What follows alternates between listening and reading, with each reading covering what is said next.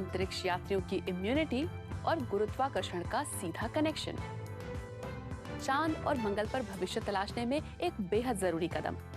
देखिए मंथन में शनिवार सुबह 10 बजे सिर्फ डीडी नेशनल पर, देश का पहला चैनल, देश का अपना चैनल।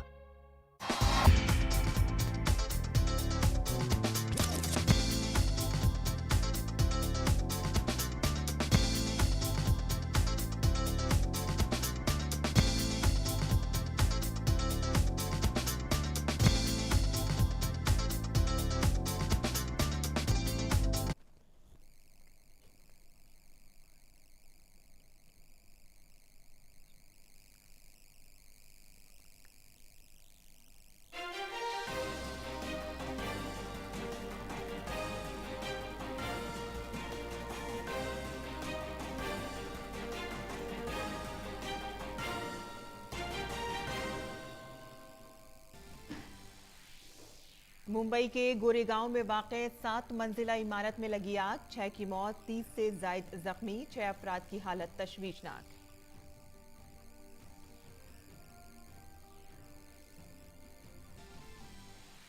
सिक्किम में अचानक सैलाब के बाद राहत और बचाव का काम में आई तेजी। गवर्नर ने सिंगताम में रिलीफ कैंपों का किया दौरा। वजीर आला ने भी तबाही की सूरत हाल का लिया जायजा। सयाहों को अभी सिक्किम न आने का मशवरा।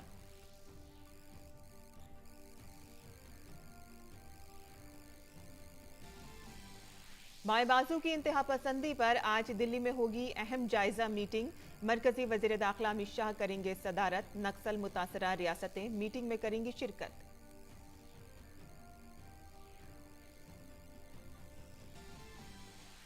शरद पवार या अजीत पवार, किसकी है एनसीपी? इलेक्शन कमीशन में आज अहम होगी समाअत। दोनों ग्रुप पार्टी के इंतखाबी निशान के हवाले से अपना मौकफ करेंगे पेश।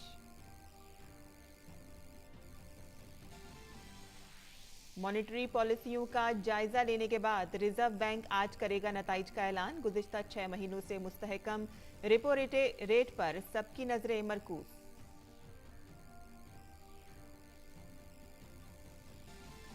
आइंदा माह अमेरिकी सदर जो बाइडेन और चीनी रहनुमा शी जिनपिंग के दरमियान होने वाली मुलाकात पर व्हाइट हाउस करेगा गौर। कशीदगी कम करने की होगी कोशिश।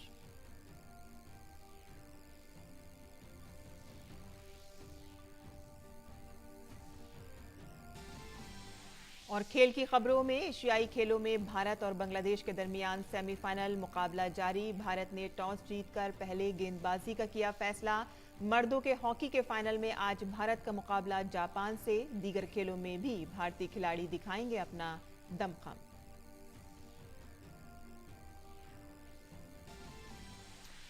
और क्रिकेट वर्ल्ड कप में पाकिस्तान और हॉलैंड की टीमों का आज हैदराबाद में होगा मुकाबला। कल न्यूजीलैंड ने दिफाई चैंपियन इंग्लैंड को 9 विकेट से शिकस्त देकर मुहिम का किया था आगाज।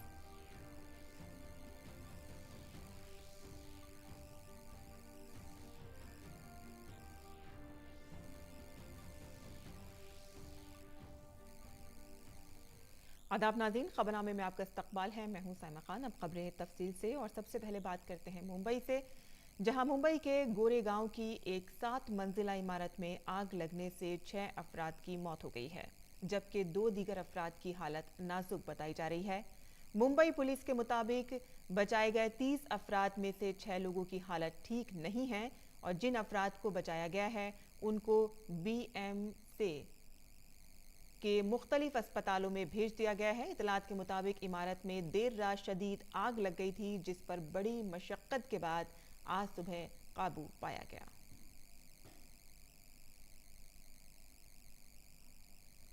आगे बढ़ते हैं, जहां सिक्किम को इन दिनों कुदरती आफात का सामना है। यहां बादल फटने से तीस्ता नदी में अचानक सैलाब की वजह से 18 अफराद की मौत हो गई है। सिक्किम के चीफ सेक्रेटरी विजय भूषण पाठक ने कहा है कि तकरीबन 3000 लोग लाचेन और लाचुंग में फंसे हुए हैं। तमाम अफराद को फौज और फिजाइया के हेलीकॉप्टरों की मदद से निकाला जाएगा। रफ असेसमेंट जो हमारे चेक पोस्ट के डाटा से जो हमें अवेलेबल है, लगभग 3000 टूरिस्ट वहाँ लाचेन और लाचुंग में स्ट्रैंडेड हैं और इसके अलावा लगभग 700-800 ड्राइवर्स भी होंगे जिनकी गाड़ियाँ गई हुई हैं।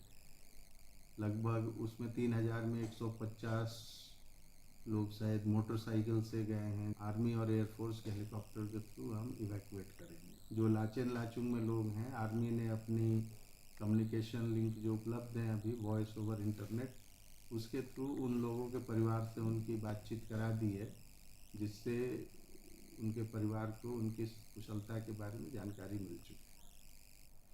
और सिक्किम के गवर्नर लक्ष्मी प्रसाद आचार्य ने सिंगताम में रिलीफ कैंप मराकज का दौरा किया। गवर्नर ने हुक्काम को हिदायत दी है कि वो मुतासरा अफराद को फौरी इमदाद फराहम करें। और सिक्किम के गवर्नर ने वज़ीर आला के सवाबदीद फंड में 10 लाख रुपए की रकम भी अतिया की।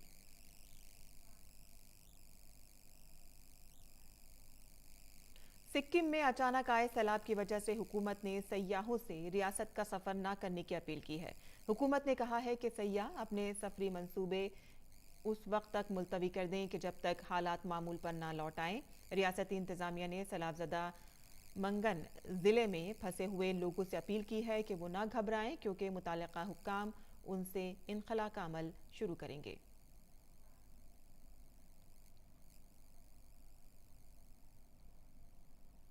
सिक्किम में सैलाब मुतासरा अफराद की मदद के लिए आवाम भी आगे आ रही है। मुतासरा लोगों के लिए कपड़े, जूते और कंबल जैसी जरूरी चीजों से लोग मदद कर रहे हैं।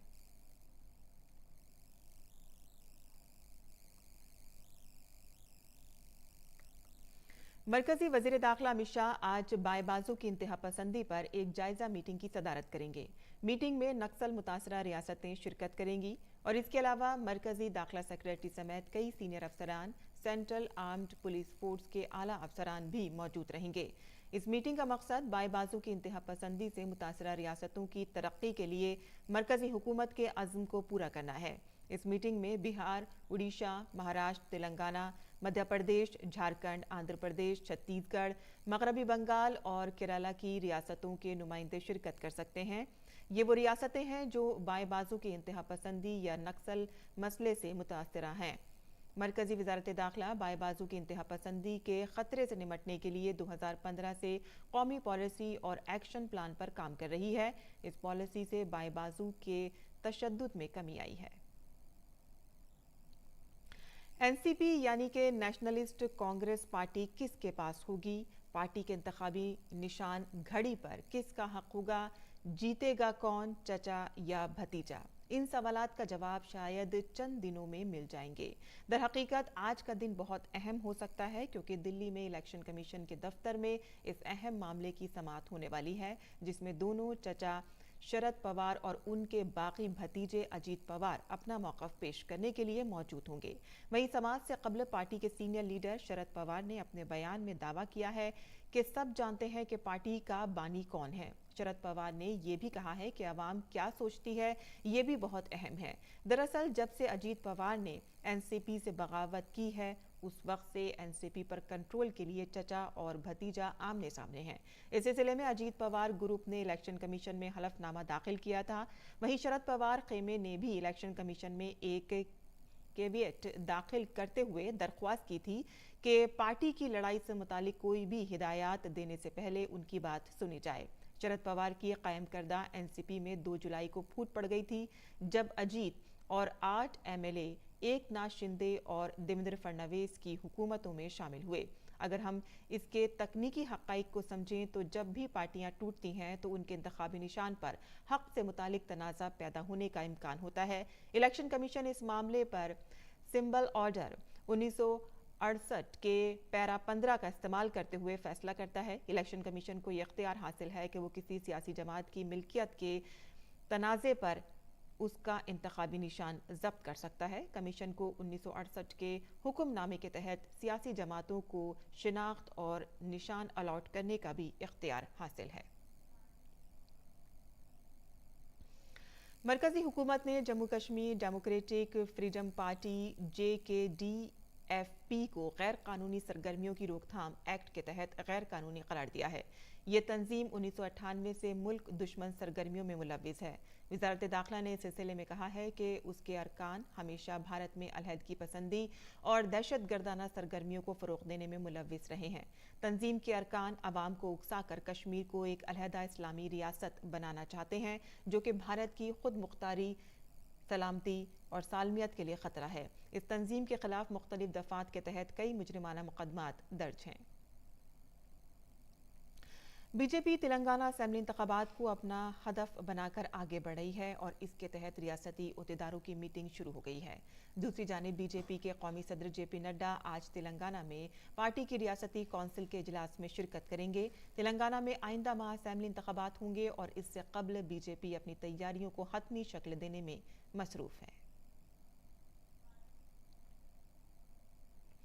भारतीय रिजर्व बैंक आज 2 माही मालियाती पॉलिसी का ऐलान करेगा। बुध को शुरू हुई 3 रोज़ा 2 माही मालियाती पॉलिसी कमेटी की मीटिंग पर मालियाती बाजार के शुरा की नज़र है। इक़्तिसादी माहिरीन का ख्याल है कि RBI रेपो रेट को पहले की तरह इसमें कोई तब्दीली नहीं करेगा। अगर ऐसा होता है तो मकान और गाड़ी की फ़रोख्त में तेज़ी जारी रहेगी। RBI ने अप्रैल, जून और अगस्त में रेपो रेट शरह को 6.5% पर कायम रखा था। खादी ग्राम उद्योग कमीशन ने आत्मनिर्भर भारत अभियान को एक नई बुलंदी दी है। गांधी जयंती के मौके पर भारत के कनॉट प्लेस के आउटलेट ने फरोख्त के पिछले तमाम रिकॉर्ड्स तोड़ दिए हैं। खादी इंडिया ने सिर्फ एक ही दिन में 1.52 करोड़ रुपए की रिकॉर्ड फरोख्त की है। हमारे साथी धीरज कुमार ने खादी ग्राम उद्योग के चेयरमैन मनोज गोयल से बात की है। इस साल 2 अक्टूबर को खादी की बिक्री में अभूतपूर्व वृद्धि हुई है और ये वृद्धि कैसे संभव हुआ है, हमारे साथ बात करने के लिए खादी ग्रामोद्योग के चेयरमैन मौजूद हैं। उनसे हम बात करते हैं। माननीय प्रधानमंत्री जी ने 24 सितंबर को मन की बात कार्यक्रम में हमारे देशवासियों से अपील की कि अब की बार वो 2 अक्टूबर को खादी खरीदें, खादी पहनें। माननीय प्रधानमंत्री जी की इस अपील पे हमारे देशवासियों ने खादी को ना सिर्फ खरीदा, यहाँ भारी संख्या में उपस्थित लोगों ने खादी के प्रति अपना प्यार दिखाया। 2 अक्टूबर 2023 की बात करें और खादी की बिक्री की बात करें और पूर्व के सालों की तुलना करें तो इस बार का कितना रहा और पिछले साल का कितना था और कितना इजाफा हमने पाया है? 2021-22 में और 2022-23 में और अभी पिछले 2-3 सालों में लगातार 1 करोड़ रुपए का आंकड़ा बिक्री का पार हो रहा है। ये पहली बार हुआ है कि अब की बार हम लोगों ने 1.5 करोड़ रुपए की बिक्री का आंकड़ा पार किया है। जो नए जमाने के साथ खादी भी कैसे आधुनिक हो रही है, इस पे आप क्या कहेंगे? माननीय प्रधानमंत्री जी की ब्रांड शक्ति से उनकी अपील का ये असर है कि आज हम लोग जो 9 साल पहले खादी की बिक्री 25-30 हज़ार करोड़ रुपए हुआ करती थी, वो आज खादी ग्रामोद्योग की बिक्री 1,35,000 करोड़ रुपए को पार कर गई है। आज हम लोग IIT में स्टोर खोल रहे हैं, हमारे स्टोर अपग्रेड हो रहे हैं, हमारे स्लाइवर प्लांट अपग्रेड हो रहे हैं, हम लोग डिजिटल दिशा में आगे बढ़ रहे हैं। ग्रामीण स्तर पर रोजगार की अगर हम बात करें, एम्प्लॉयमेंट की बार बार बात होती है, एक बड़ा जरिया खादी बना है रोजगार का इस समय में, क्या कहेंगे इसके ऊपर आप? माननीय प्रधानमंत्री जी ने 9 साल में खादी को लेकर इतनी मेहनत की है कि आज पिछले वित्तीय वर्ष का हमारा रोजगार का आंकड़ा 9.5 लाख लोगों को पार कर गया और ये पहली बार हुआ है। हमारे माननीय प्रधानमंत्री जी के नेतृत्व में हम लोग ग्रामीण भारत में हमारे कारीगरों को ज़्यादा सशक्त बनाने की दिशा में, उनको और ज़्यादा मजबूत बनाने की दिशा में भी काम कर रहे हैं। एक साथ 35% की वृद्धि हमारे कारीगरों के वेजेज में की है, उनको हम लोगों को और सशक्त बनाना है। ये थे हमारे साथ खादी ग्रामोद्योग के चेयरमैन मनोज गोयल, जिन्होंने बताया कि कैसे खादी न केवल हमारा पहनावा है, हमारे लिए रोजगार का जरिया भी है और इसके अलावा जो लोग खादी के जरिए अगर लोन लेना चाहते हैं, उद्यम लगाना चाहते हैं, उसके लिए भी खादी में एक अच्छा अवसर है। कैमरामैन आनंद कुमार के साथ धीरज कुमार, DD न्यूज़, दिल्ली। और आगे बढ़ते हैं और अब पेश है दिल्ली से शाया उर्दू अखबारात का मुख्तसर जायजा।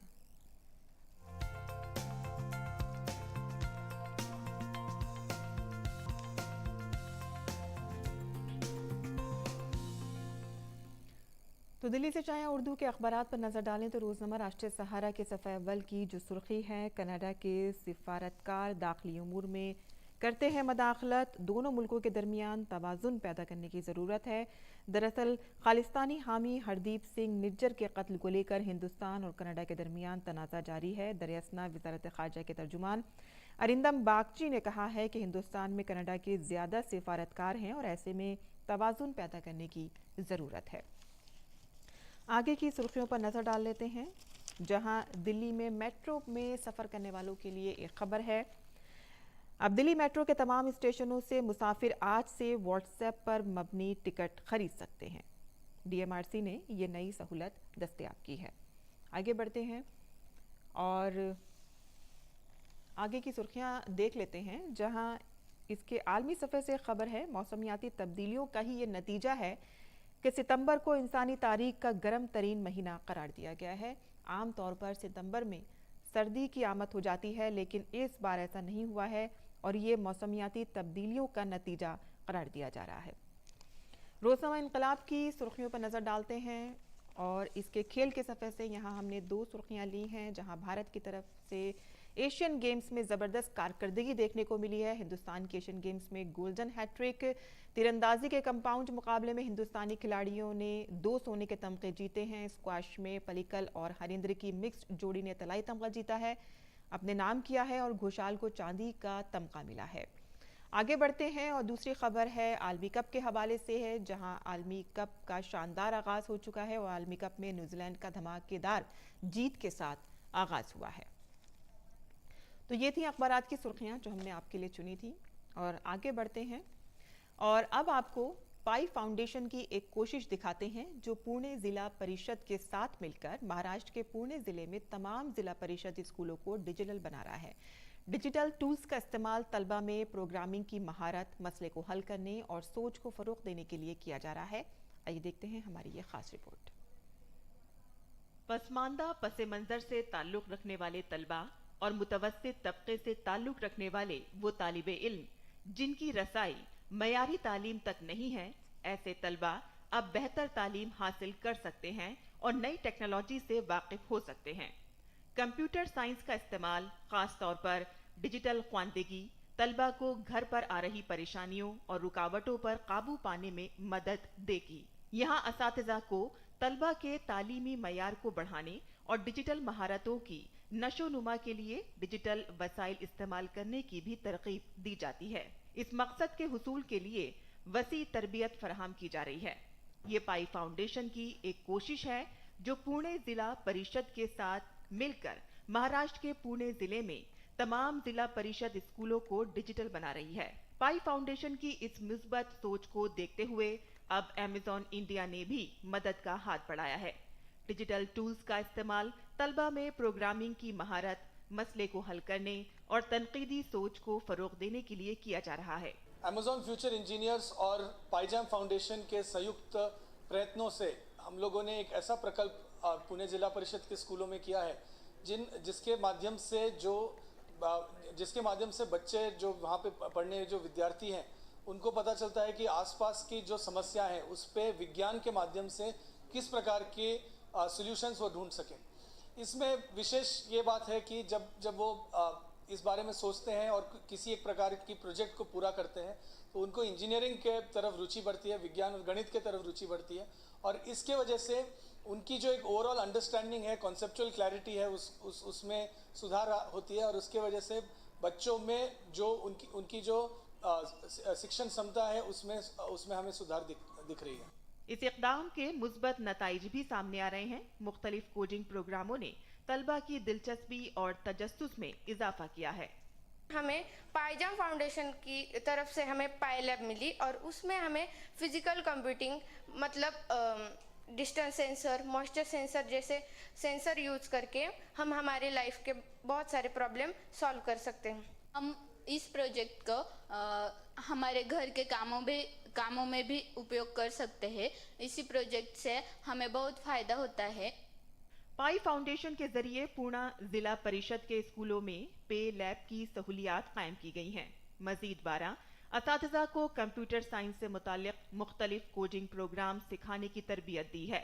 पाई फाउंडेशन ने अब तक 1000 से ज्यादा जिला परिषद असातिज़ा को कामयाबी से तरबियत दी है। पुणे जिला परिषद ने 100 स्कूलों में कोडिंग प्रोग्राम शुरू किए हैं, जिससे तकरीबन 25,000 तलबा मुस्तफीद हो रहे हैं। हम समझते हैं कि बच्चे नेचुरल प्रॉब्लम सॉल्वर होते हैं। वो मुश्किलों को समझाने की, समझने की और सुलझाने की क्षमता रखते हैं। पाइजम फाउंडेशन का उद्देश्य ये है कि हम हर बच्चे को कंप्यूटर साइंस द्वारा डिजिटल और फ्यूचर स्किल्स से सुसज्जित और इक्विप करें। हम अभी महाराष्ट्र के 16 डिस्ट्रिक्ट्स में काम कर रहे हैं और देश के कई और राज्यों में भी काम कर रहे हैं। जिला परिषद पुणे में करीब 100 विद्यालय और करीब 500 टीचर्स के साथ कंप्यूटर साइंस स्किल्स उनको सिखा रहे हैं। पुणे जिला परिषद के स्कूलों को प्राइवेट स्कूलों के मुकाबले में जदीद टेक्नोलॉजी फराहम की गई है, जिससे तालीम का मयार बुलंद हुआ है। जदीदियत और मयार के लिहाज से स्कूल अब निजी इदारों के बराबर है। पुणे से रोहन गावली और रूही मलिक की रिपोर्ट, उर्दू खबरें। और सकाफत का एहतराम हो या ख़वातीन का एहतराम, वज़ीर-ए-आज़म नरेंद्र मोदी ने हमेशा भारतीय सकाफत और ख़वातीन के मफाद में बहुत से अहम फैसले किए हैं। इस तनाजुर में नारी शक्ति वंदन बिल का मकसद भारत की निस्फ आबादी को मरकज़ में लाना है। वज़ीर-ए-आज़म नरेंद्र मोदी की कोशिशें भारत को आलमी लीडर बनाने की तरफ एक मजबूत कदम है। राजस्थान की ख़वातीन का यही कहना है। झीलों के शहर उदयपुर में ख़वातीन ने बैतुल खला, ज़चकी, 3 तलाक और नारी शक्ति वंदन जैसी कई कोशिशों के लिए वज़ीर-ए-आज़म का शुक्रिया अदा किया।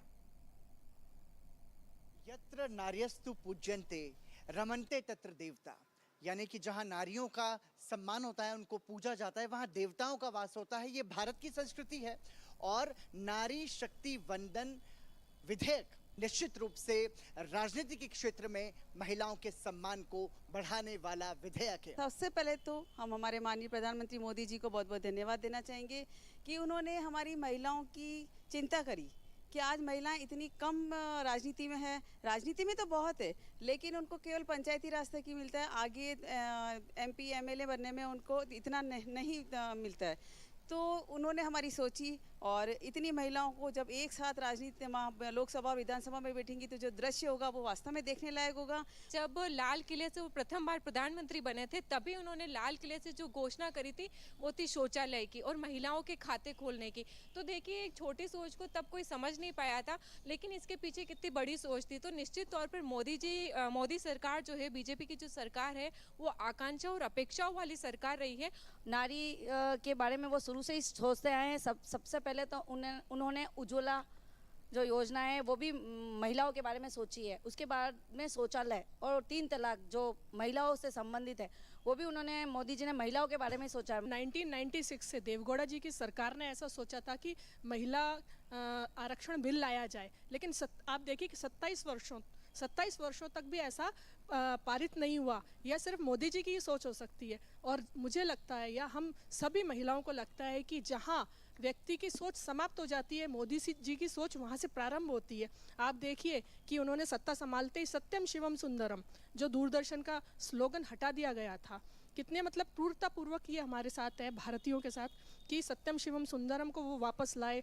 या जो अपंग होते हैं, अपंग की जगह उन्होंने दिव्यांग शब्द का प्रयोग किया और इस तरह से उन्होंने देखा कि महिलाएं जैसे ही सत्ता में आए तो सबसे पहले उन्होंने महिलाओं को सोचा, क्योंकि महिलाएं 50% आबादी है और बच्चों को संस्कार देने का कार्य भी महिला करती है, जो विश्व गुरु बनने की ओर हमको ले जाएगा। मोदी जी की सोच आज की नहीं है, मोदी जी की सोच 2047 स्वर्णिम भारत को बनाने की ओर अग्रसर है। ये भारत की स्त्री शक्ति है और इन महिलाओं का कहना है कि 2014 में जब से मोदी सरकार सत्ता में आई, उसके बाद हमने देखा शौचालय से स्वच्छता, स्वच्छता से उज्ज्वला, उज्ज्वला से स्वच्छंदता, 3 तलाक के जरिए, और स्वच्छंदता के बाद में अब नारी शक्ति वंदन अधिनियम, जो कि महिलाओं को सक्रिय रूप से राजनीति में उनकी भागीदारी को सुनिश्चित करता है। झीलों की नगरी उदयपुर से कैमरा पर्सन संजय जीना के साथ पराक्रम सिंह शेखावत, DD न्यूज़। और आगे बढ़ते हैं और बात करते हैं बैनुल-अक़वामी खबरों की। रूस और यूक्रेन के दरमियान जारी जंग को 1.5 साल से ज्यादा हो चुके हैं और इसके बावजूद जंग खत्म होने का नाम नहीं ले रही है। रूस ने एक बार फिर से यूक्रेन पर हमला किया है। इस हमले में 6 साल के मासूम समेत 50 से ज्यादा लोग मारे गए हैं। यूक्रेन के सदर व्लादिमीर ज़ेलेंस्की ने कहा है कि रूस की सरहद से मुत्तसिल जंगज़दा इलाका कुप्यानस्क जिले में हमला हुआ है, जहां मॉस्को की फौज गुज़िश्ता साल यूक्रेनी फौजियों के हाथों खोए हुए इलाके को फिर से हासिल करने की कोशिश कर रही है। खार्किव इलाके के गवर्नर ने कहा है कि जिस वक्त हमला हुआ उस वक्त वहां कई शहरी मौजूद थे। मौके पर सलामती अमला राहत और बचाव के कामों में मसरूफ है। वहीं अक़वाम मुत्तहिदा ने इस हमले को जबरदस्त तबाही करार दिया है। अमेरिकी सदर जो बाइडेन और चीनी सदर शी जिनपिंग के दरमियान आइंदा माह मुलाकात का मंसूबा है। वॉशिंगटन पोस्ट के मुताबिक व्हाइट हाउस इस मुलाकात की तैयारी कर रहा है। दोनों ममालिक के ताल्लुकात हालिया बरसों में काफ़ी कशीदा रहे हैं, जिसमें जासूसी के इल्ज़ामात, इंसानी हुकूक के मसाइल और तिजारती महसूलात समेत कई मामलात अहम रहे हैं। ये मुलाकात हालिया महीनों में दोनों ममालिक के दरमियान दीगर आला सतही मुलाकातों के बाद होगी। हाल ही में अमेरिकी वज़ीर ख़ारजा एंटनी ब्लिंकन ने न्यूयॉर्क में चीन के नायब सदर हांग ज़ियांग से मुलाकात की और अमेरिकी कौमी सलामती के मुशीर जैक सलोन से माल्टा में चीनी वज़ीर ख़ारजा वांग यी से मुलाकात की। जो बाइडेन और जी जिनपिंग की आखिरी मुलाकात नवंबर 2022 में इंडोनेशिया में G20 सरबराही इजलास के मौके पर हुई थी। बाइडेन के इक़्तिदार संभालने के बाद वो फ़ोन और वीडियो कॉन्फ्रेंस के जरिए 5 बार बात कर चुके हैं। और अब रुख करते हैं खेल की खबरों का।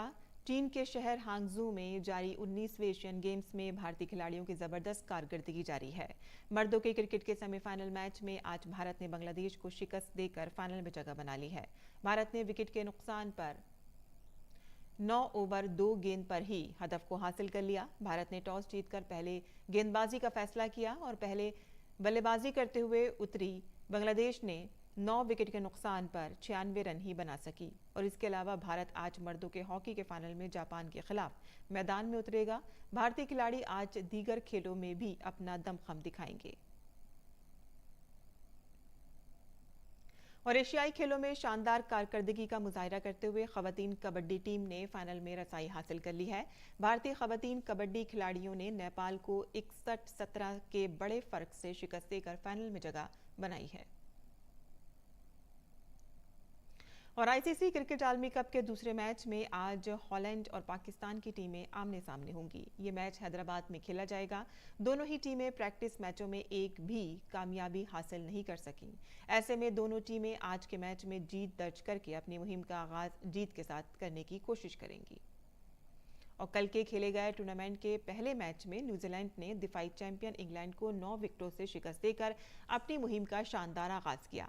इंग्लैंड के खिलाफ मैच में न्यूजीलैंड ने टॉस जीतकर पहले गेंदबाजी करते हुए मुकर्ररा 50 ओवर में 9 विकेटों पर 282 रन बनाए। इंग्लैंड की जानिब से दिए गए हदफ का ताक़ुब करते हुए न्यूजीलैंड ने 36.2 ओवर्स में 1 विकेट पर 283 रन बनाकर मैच अपने नाम कर लिया। न्यूजीलैंड के ओपनिंग बल्लेबाज ड्वेन कोन ने तीसरे नंबर पर बैटिंग के लिए आने वाले राचिन रविंद्रा ने शानदार कारकर्दगी का मुजाहिरा किया। दोनों ने दूसरे विकेट के लिए 273 रन की रिकॉर्ड नॉट आउट शिराकतदारी ने न्यूजीलैंड को जीत दिला दी।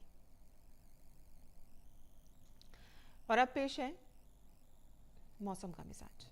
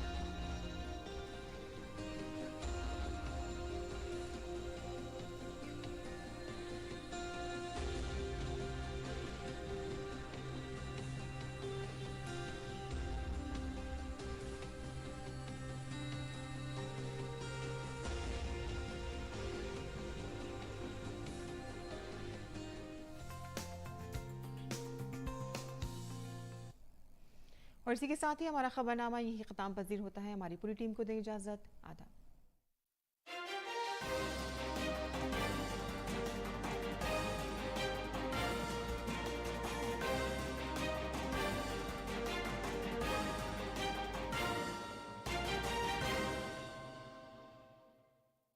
आदाब, नमस्कार।